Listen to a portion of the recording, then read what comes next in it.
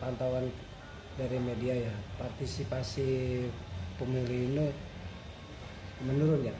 Pandangan dari pengamat politik seperti apa sih sebenarnya? Jadi gini ya, sebelum saya menyampaikan, saya mohon maaf apabila memang dalam komentar saya ada yang merasa tersinggung ataupun tidak suka, silakanlah untuk disanggah. Jadi saya mohon maaf karena ada pertanyaan yang menyatakan bahwa penyelenggara ini ataupun KPU ini pola tingkat pemilihan sesuai atau tidak. Sepengetahuan saya mohon maaf ya, KPU ini gagal.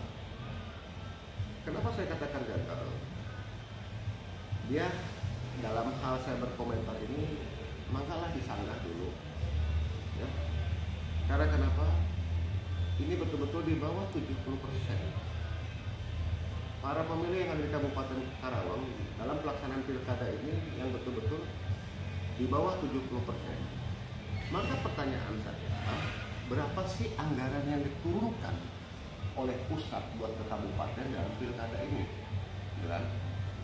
Nah, tolong sampaikan oleh KPU bahwa publik harus tahu ya, berapa anggaran yang diturunkannya, berapa miliar, berapa puluh miliar, berapa triliunkah? Ini saya bertanya karena saya tidak tahu itu.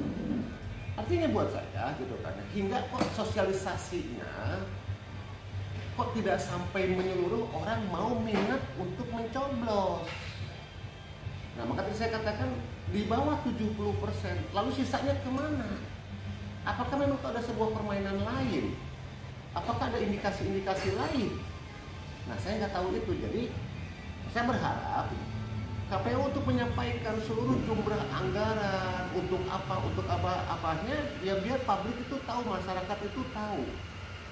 Yang mengherankan kepada saya gitu kan ya, saya amati selama mau pelaksanaan pilkada ini, yang saya kaget kabupaten lain 2 kali arena acara debat publik, ini kok di Karawang 1 kali.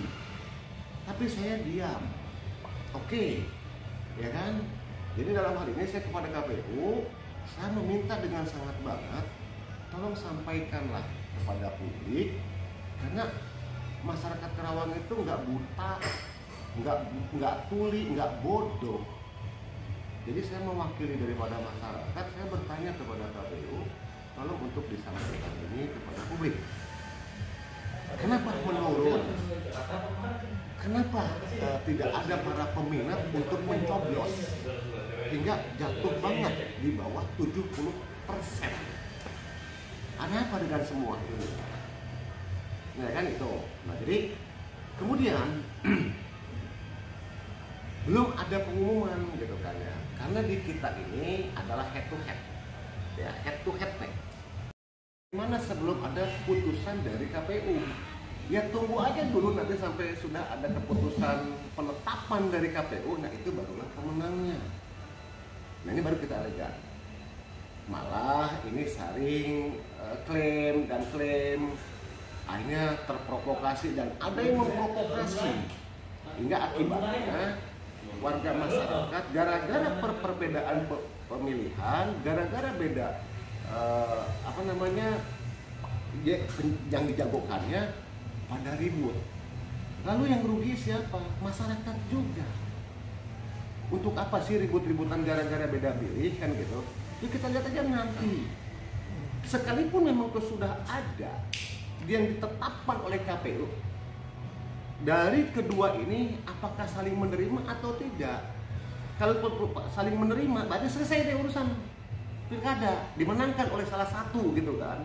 Tetapi manakala memang itu tidak menerima salah satu, itu pasti akan mengajukan sebuah sengketa.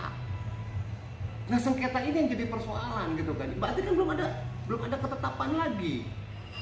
Nah kalau terjadi dalam sengketa itu ternyata terbukti, lalu diputuskan untuk pemilihan ulang atau coblosan ulang, mau cerita apa? Kan belum ada pemenangnya, ya kan?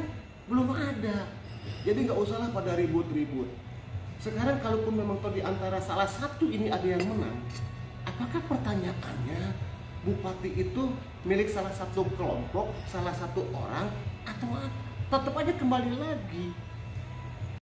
Klimaks daripada ini, saya minta KPU paparkan semua ini.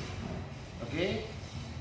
Jelaskan semua kepada publik, jelaskan kepada semua masyarakat, apakah itu melalui medsos ataupun yang lain-lain, itu sampaikan bahwa dana itu adalah sekian. Apabila dana ada yang tidak jelas, saya meminta kepada APH untuk menelisik anggaran yang dibocorkan sesuai atau tidak. Tetapi manakala APH diam saja, bungkam, tidak melakukan action, antara KPU dengan APH ada apa buat saya? Saya menginginkan kalau kita melaksanakan sebuah perbuatan, maka adalah sebuah perbuatan itu. Jadi APH saya minta untuk turun menentukan sikap. Kalau memang toh ini tidak ada tidak ada kecurangan, tidak ada penggelembungan, tidak ada pendapatan yang memperkaya kepada satu sisi, ya silakan.